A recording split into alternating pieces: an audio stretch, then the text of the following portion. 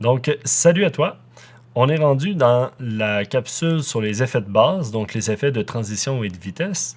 Vous vous souvenez, dans la capsule précédente, j'avais finalisé mon montage, j'étais bien content. Et maintenant, je suis rendu un peu plus dans la finition.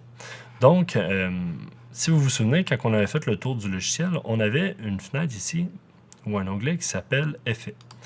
Quand je clique dessus, j'ai les effets audio et les effets vidéo.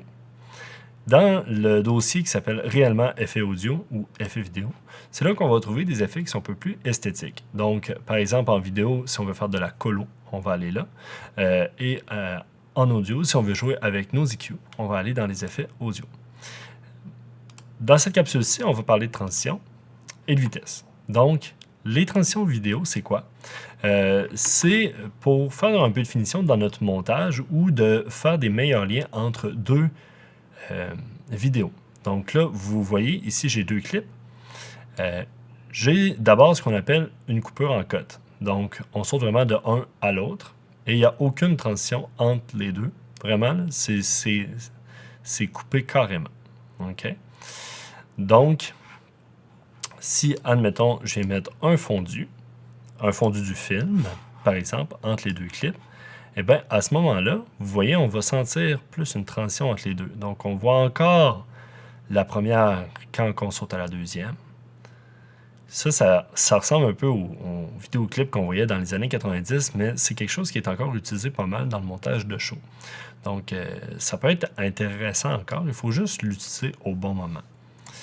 Maintenant, si on fait un fondu au blanc, vous allez voir que là, notre fondu, il va transiter entre un frame de blanc. Donc, on s'en va au blanc complètement et hop, on s'en va à l'autre image.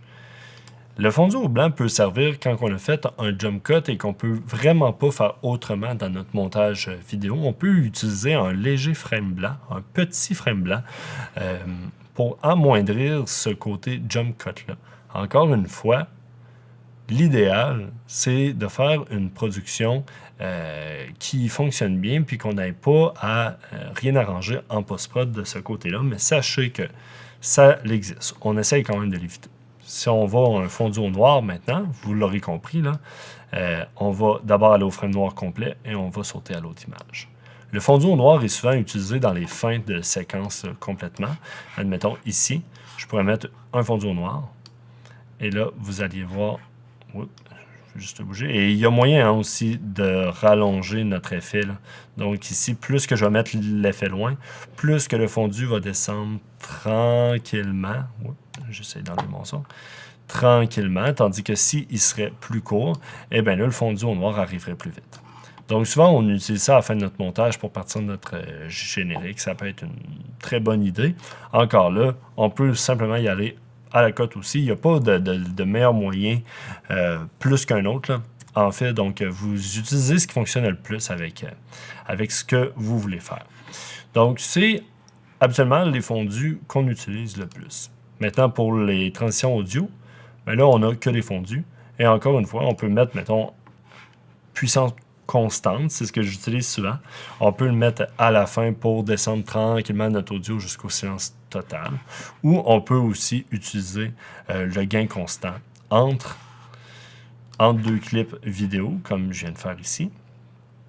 Et là, ben, ça va mixer nos deux sons ensemble, donc on va moins entendre de coupures. Il y a beaucoup de monde qui vont toujours mettre un petit gain constant entre chaque audio. Ça peut être une bonne idée. Ça fait qu'on n'entend pas la cote parce qu'en audio, on l'entend quand même souvent.